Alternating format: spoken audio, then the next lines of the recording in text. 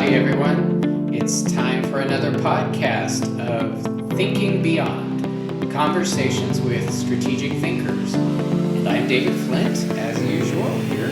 And across the table, as usual, is my co-host, Joan Quintana. Howdy, Joan. Howdy, David. So, what's the conversation today? Today we're going to be talking with Mike Chirveno. He is actually joining us from Kansas City by phone. Mike is the founder of Clear Vision Consulting, and he has been at this consulting stuff primarily in strategic planning and operations planning and management since about 2006. So I'm excited to hear what he has to say. I'm sure he's going to have great insights for our listeners. Yeah, we've been able to talk some in the past, but this will be the longest conversation I've ever been able to have with him. So I'm looking forward to it. It should be great too, because he's been using V-Rail for quite some time, and not just in his consulting practice. So it'll be interesting to hear insights from that perspective as well. Okay, well, let's go hear those insights.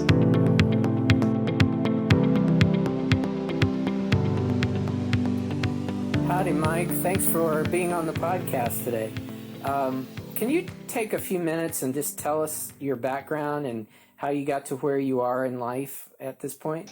I managed a call center for a few years, and so had a number of operations-related jobs while I was there. But really, the last 15 years, my job was, if somebody in the organization had a new initiative, it was my job to find the technology, find the people, set up the processes, do all the training, push the boat away from shore, and move to the next project. And so it was a great job. I got to do all the stuff that no one else wanted to do, and I got to learn a ton of stuff. And towards the very end of my time there, I got to do some work for the corporate parent, the company that owned our news 30 papers across the country, and so had some exposure to the folks at the C-level executives at the parent company, and was involved in some strategic planning projects with them. And so got to look firsthand at what they were doing, and I was really intrigued with the whole strategic planning process. And I think the thing that intrigued me the most was I saw them going through the mechanics of the process and had a chance to be involved in quite a bit of it. But I saw them based on, at that point, we were in the early 2000s, based on the digitization of all sorts of media and all sorts of information gathering and dissemination. I just saw them struggle big time with what that was going to do to the business. And at that point, I'd been thinking about leaving anyway, but that kind of cemented it for me that it was time to move on. But I was so enamored with the strategic planning process that I dug a whole lot deeper into that, and ended up, when I left and started my consulting practice, I've really focused almost solely on strategy and operations since then. And in the meantime, during my career, picked up an MBA at night all along the way, and started teaching at an MBA program in a local university here. It's about a 160-year-old liberal arts school, about 4,000 students. And they have a campus here in the Kansas City area. So I get to practice strategic planning stuff during the day with clients. And then on the evenings, every now and again, I get to do it academically with grad students and undergrad both. So that's a little bit how I got from there to here. So you're a mix of a lot of practical experience and a little bit of academic exposure as well, and you've been doing consulting since the mid-2000s then? Yes, sir, 2006. Wow. And so how many clients do you tend to work with at a time? 3 or 4, typically. A good engagement starts with a strategic planning workshop, and then want to work with the executive, whether that's a GM or a business owner or a CEO or whatever they call the executive at their organization. Want to work with them for about 4 or 5 months afterwards on implementation, because, as you know, the best strategy in the world that ends up in a binder on a shelf is worthless. Yeah. It's all about the implementation. And so early on, I was, in my consulting life, I was younger and dumber, and did the strategic planning exercise and delivered it and even might have even done a rollout exercise with the team. But sure enough, the daily press of business ended up killing the strategic plan. And the client felt ripped off, and I felt frustrated that the good work that we had done didn't end up moving the needle for the client. Yeah. And so at that point, I really insisted that if a client's going to sign on, you got to sign on for several months so we can push this thing down through the ranks, really set up a good implementation mechanism along with good measurement tools so that everybody knows whether or not we're winning, and then making sure that everybody understands their place in the execution of the strategic plan. Mm-hmm. And so you do 3 or 4 clients at a time. How many different clients have you probably had over the last 15 years? I counted a little while back. I was in the high 80s. Wow. Or so. Wow. And do you have some shining examples of ones that you want to point to and say, this was just a great success? Yeah, there's a couple that really stand out. I think one early on, which was actually a fairly brief engagement, but it was one of those where when you're an early consultant and you're almost thinking anything for a buck because I've got to be able to sleep indoors and eat. I ran across was referred to a client actually that ran a small design firm and growing rapidly, but really didn't have, he was an incredible craftsman, but didn't have the business acumen that maybe he should have before he launched. And shortly after our engagement, when I got an email from him that said, "You saved my company," that was pretty, that was pretty gratifying. That is great. And then, really great. Excuse me, on the other end of the spectrum is probably an engagement that I know you and I have talked about a little bit before, and that's with a client that I've been working with since 2007. And for some reason, 13 years later, they continue to engage me because I like to think we still provide value for them. And over the course of the years, they've invited me into more and more disciplines in their organization. It started out as primarily a tech project. I was helping them to evaluate some vendors and to find a vendor, implement the solution. But it's really turned now into an operational and customer experience engagement. And of course, we've looked at the strategic planning piece all during that process. So yeah, those are probably a couple that stick out in my mind. Wow, one very short and one very long, but both very successful. Yes, sir. So you've already mentioned that, of course, implementation is very often the hardest part of doing good strategy. You come up with a brilliant plan, but if you can't execute it, it's no good. What are some of the other pitfalls in strategic thinking, strategic planning that you would say are more common out there in the world?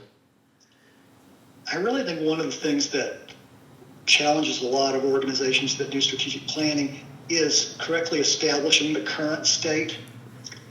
I don't think any of us would disagree that the truth is a pretty important thing, but it's really except in elusive. Politics, Yeah.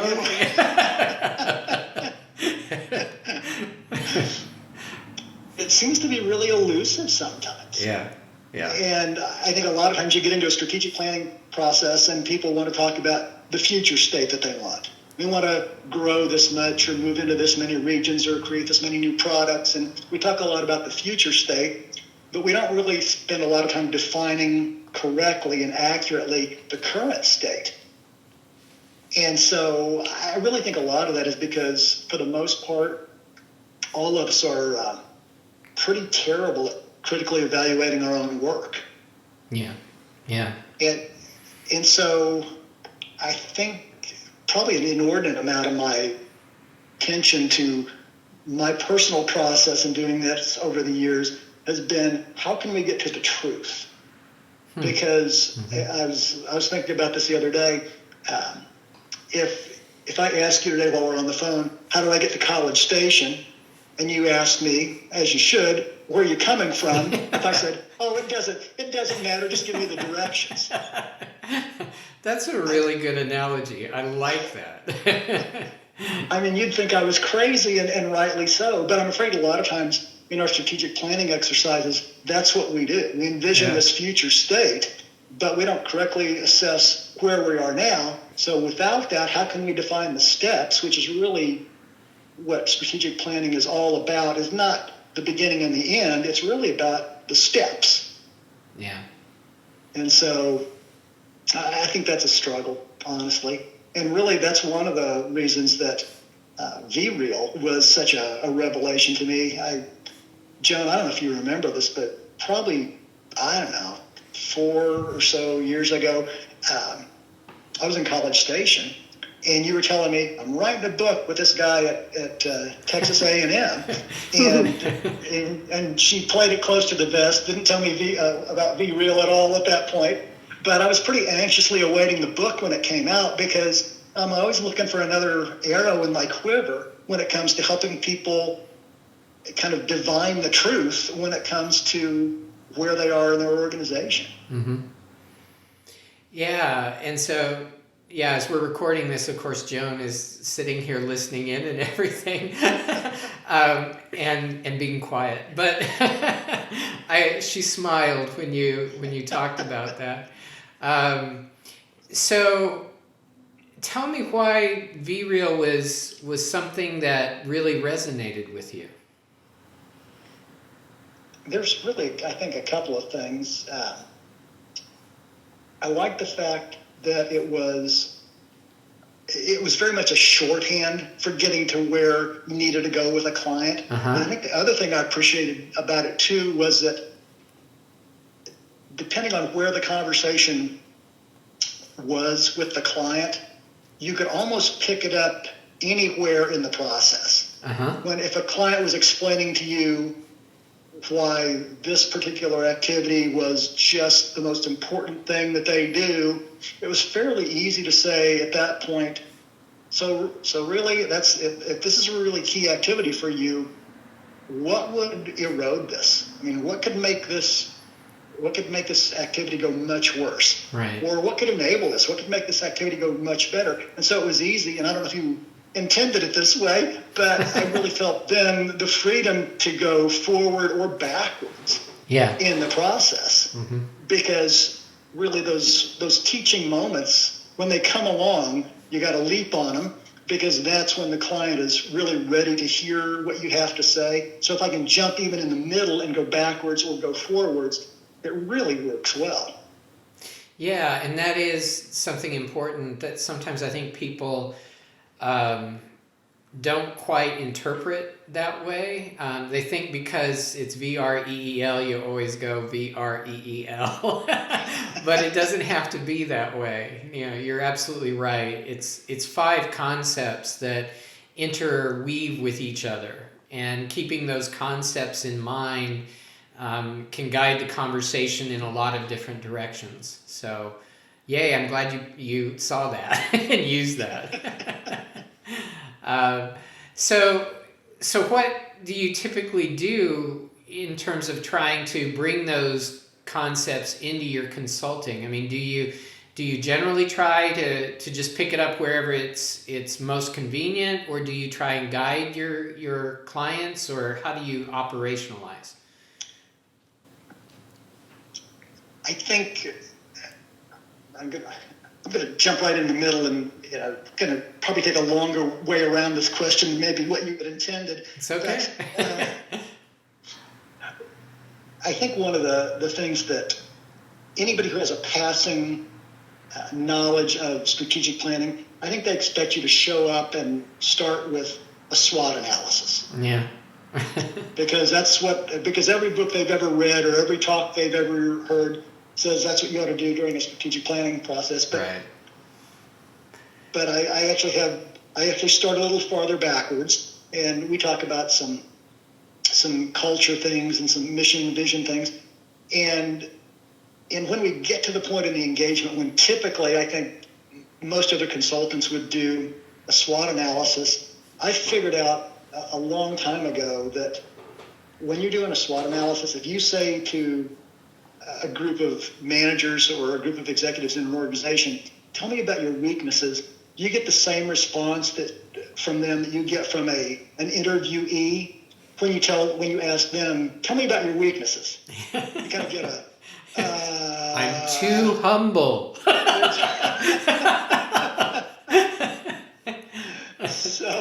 So a few years ago, I sat down and, I don't know, over the course of several days, I went discipline by discipline and just put together a set of questions.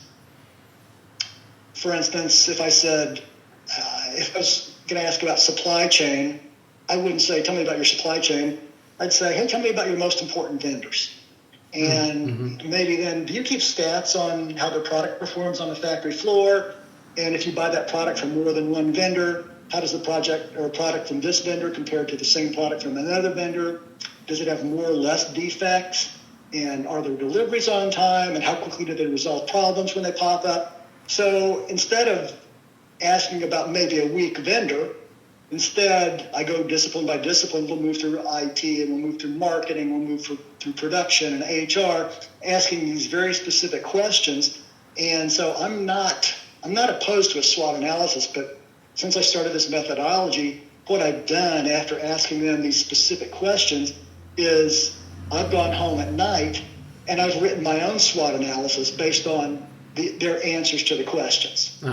Yeah. And then brought them back and said, hey, what do you think about this? Did I get close? And so with that methodology, when I got Think Beyond Value and had some conversations with you, and that's when I started to introduce the VREAL framework inside the context of those individual questions. Okay. So as I go discipline by discipline, we can talk about how does this create value? How rare is this?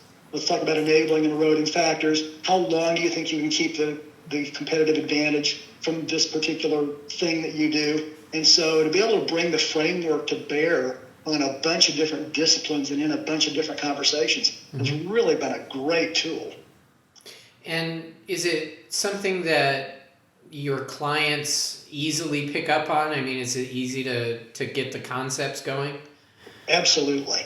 And I'm really, one of the things that I do with clients is encourage them to be lifelong learners. And so during the course of an engagement, as we go topic by topic, I give them a reading list and say, hey, if something about this really rings a bell with you, I'd suggest that you read this. And I added Think Beyond Value to my reading list. And so when we were going through what ends up finally being a SWOT analysis in the end, that's part of the reading list to teach them how to think through whatever discipline it is using the VREAL framework. And so we brought it in and we've talked about it. And then I've also suggested that they, if they're interested, pick it up as a resource as well. Good. Well, thank you for that. Oh, you bet. Yeah. The commission check's in the mail. So. Okay. Well, I'm really glad that it's been helpful to you as a consultant and to communicate with the clients and all that. I'm always looking, of course, for feedback, for insight from people who use VREAL, because it has gone in directions and been used in ways that I didn't ever really expect. And that's good. That's really good. But I also know that you have introduced it to some extent in your teaching. So how has that gone? Really well. And again, harkening back, I think really one of the early conversations that you and I had, other than changing out the illustrations and which company they used to illustrate whichever thing, I don't think you could tell a strategic planning textbook from 1965 to one from today. They look the same.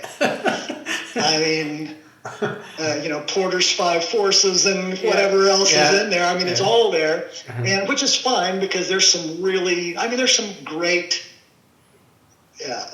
principles there that certainly have a long shelf life and things like that. But it's the same old, and there's probably not. I'm sorry to all the textbook publishers out there. Probably not a nickel's worth of difference between all of them. Yeah, there is a lot of similarity. Yes. Yeah, and so in the course of it, there's so much good new information out there about strategic planning. I mean, we've been very fortunate over the past few years to have some incredible business thinkers like Jim Collins and Clay Christensen. And then really recently, I think a great addition to that library is Think Beyond Value. And so what I do in the classroom is when we're going through kind of the same old stuff, I bring in information from some of this newer thinking. And probably the thing that sticks out in my mind most recently was during talking about an internal analysis, I brought in the VREAL framework and talked through that and how it works, how you can apply it when you're looking through the value creation chain. I had a student stop me after class and said, "That VREAL thing, that's the best thing that you said tonight. I'm taking it back to work and using it tomorrow." And as a teacher, I mean, that's what I'm there for. You want that stuff that people stick in their back pocket and take to work, because that to me is the ultimate compliment and the ultimate aim of what ought to happen in the classroom. Yeah, I think I'm going to agree with you there. Over the decades of teaching, the moments that feel the best are the moments when somebody says, "I can use that." Yeah. Oh, well, I'm glad to know that it's been helpful and useful both in your practice and in the classroom. Do you have any questions for me? I mean, I always wind up asking lots of questions of people on the podcast, but I feel like I should give people an opportunity to quiz me about anything that you want to quiz me about too. You bet. So I think one of the things that I find most useful in my practice and in school as well is the ability to synthesize things from different disciplines. And so I would be real curious as to how you've seen people as VREAL into other frameworks that they've used and other methodologies they've employed. Because, to me, the applications seem endless, but I'd be real curious as to what you've heard and seen.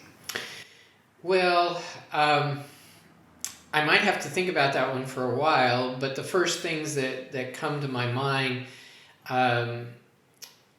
the application of VREAL in the not-for-profit context kind of caught me by surprise. People in the not-for-profit world don't necessarily always think of what they do in a business context or in a create value in a profit sort of way context, but they can latch on to this concept of we must create value and we must do it in rare ways and everything. They can latch onto that and it doesn't scare them. And so seeing that move into the not-for-profit world has been very gratifying to me. But something more recently that has caught me by surprise is that in the MBA program here at Texas A&M, the faculty member who leads the effort to get the students to think about their own personal development and their own leadership skills and everything has begun to adopt VREAL as an extra tool to help them do that. So those students are taking things like the Berkman self-assessments and the strengths finders, and there's a long list of different tools that they allow them to use to self-analyze, and then they have lots of feedback inside their teams and everything. And now they're beginning to layer in the V-Reel concept and asking the students to do a V-Reel analysis of their present career and what they want to do in the future. And so seeing that layered in has kind of caught me by surprise as well. Oh, that's really good. That's a great tool, and I like the.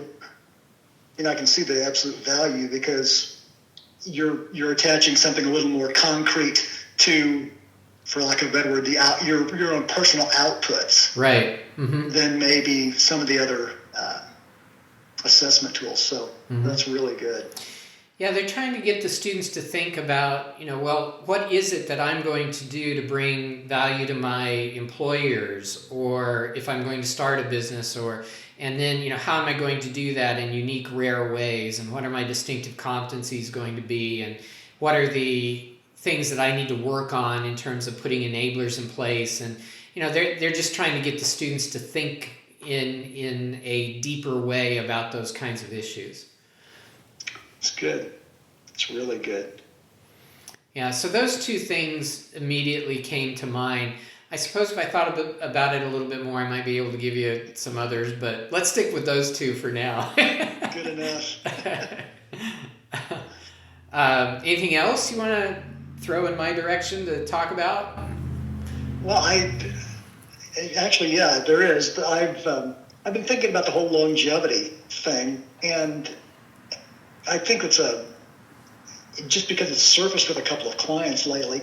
I think clients, at least some of the folks I deal with, their industry, their business is very, I hate to use the word simple, but I mean, it really is a one-trick pony. Uh-huh. And so the ability for them to look at the longevity piece is very difficult. I mean, we've been thinking about the whole creative destruction thing since the 1930s. Yeah. Which really is all about the longevity. And Schumpeter said, hey, let's, go ahead and destroy and create a new way to deliver the same value and things like that. But, I think one of the things that business owners that have what appear to them to be single discipline businesses, that's a pretty frightening idea for them. Yeah. Mm-hmm. So I think I'd be curious as to what you've seen and what you've done with clients like that. Well, I think the concept of longevity in general is difficult for people. Not difficult to conceptually understand, but difficult to grapple with. Partly because I don't know who originally said it first, but it gets attributed to a bunch of different people, usually Mark Twain or Yogi Berra. Making predictions is hard, especially about the future, that kind of thing. So, there's that aspect of it where it's just difficult to think about the future because it is so unpredictable and many strange things can happen that you don't expect.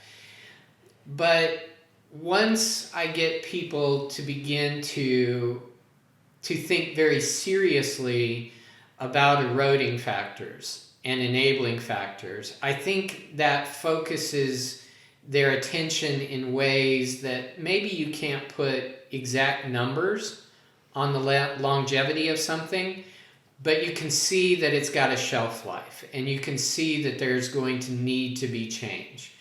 And that's really the point of getting them to think about longevity. It's to get them to grapple with the fact that they can't assume that today is going to work tomorrow. And so, okay, maybe we can't say with great certainty that we've got something here that's going to last for 3 years or 5 years or 6 months or whatever, but we can see that there's going to need to be change, and we are going to have to do new things. And maybe we can put that in a rough time frame. Like, I know that if I haven't made significant changes here in the next 3 years, I'm going to be in trouble. So just getting people to grapple with that and get inside them the fact that they live in a very dynamic world that forces change on us, is kind of the goal. It's good. Yep, that's really good. Yeah, and that I must admit, it is sometimes hard to get people to lift their heads up off of the desk, look around, and realize that the world is going to change on them. Absolutely. Absolutely. Yeah, I think, especially in a business where the world really has, at least for that particular business, where the world really hasn't shifted under their feet. I mean, there may have been some operational changes that have come into play. But if the business is still what it was 20, 30, 40 years ago, it really is hard to frame that discussion, because in some ways you don't have evidence that the world is changing. Yeah. But if nothing else, they're changing. If nothing else, they are getting older. If nothing else, the world is not going to stay the same for them.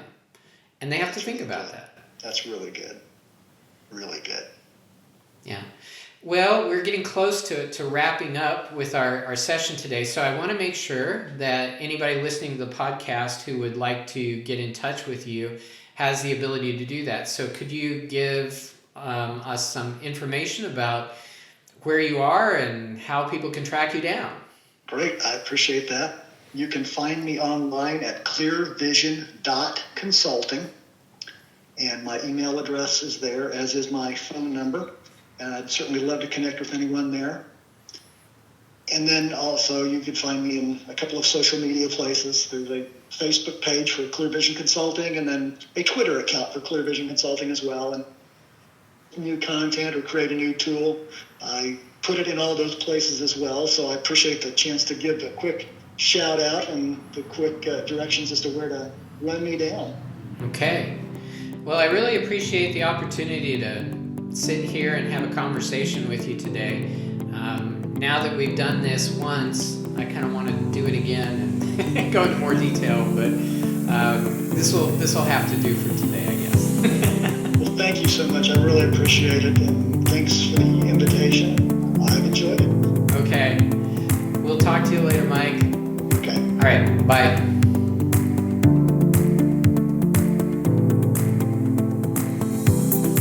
Wow, so that was a great conversation. Yeah, we have lots of great conversations with people. I enjoy doing this.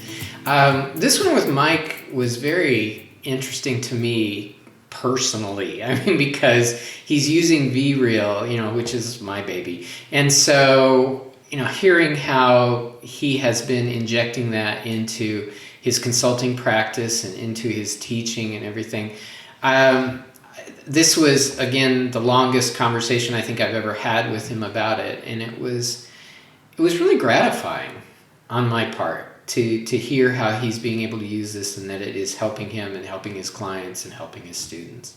I think it's really encouraging that VReal is in fact creating value for a consultant out there who's just trying to help other businesses be their best, create the most value for the longest time possible. Mm-hmm. And Mike shared so many insights about how he's using the framework to maybe get at some harder conversations. He talked about some methodologies that he's developed over the years for not using SWOT, because none of us are particularly good at identifying our own weaknesses, and certainly you can imagine with leadership in front of their staff or what have you, that's just a hard approach. And so he's come with a workaround that he developed, just how he goes through each of the disciplines and asks questions.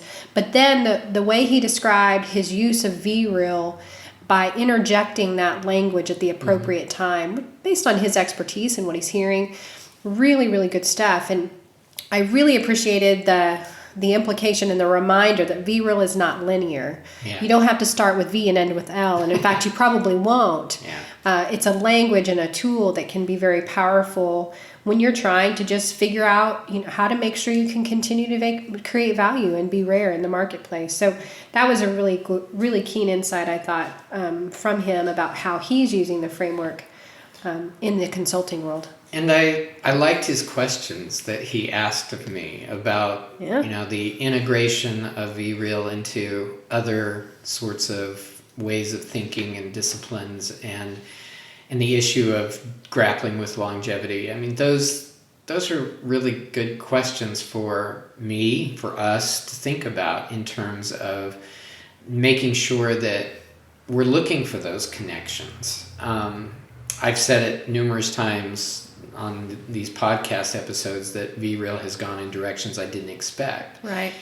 And he just reminded me today, I need to kind of keep looking for those connections. Right. And just having people kind of let us know what's working for them. And, we have the tools on Value Creation Co. website that are some of those freebies for different applications. So VReal yourself, VReal your idea, your company, your business. Some of the applications that we've seen include, allowing a prospective hire or even a new hire VReal themselves.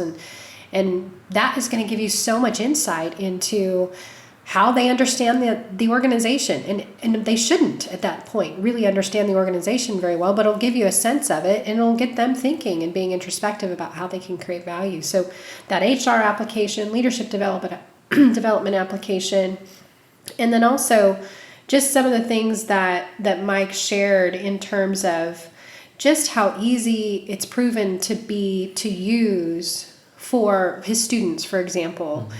And that sort of, this is a hip pocket tool that you have, you can take to work with you today, and put it into practice. That's the real value of VReal. This language is so simple, it's quickly understandable, and it breaks through some barriers of things that might otherwise be perceived as emotional, kind of allows you to step back from words like weaknesses and instead say something like eroding factor, which could be associated with a weakness, right? But it may not have nothing to do with you, but it's something you better pay attention to, right? And so really powerful interview today with Mike.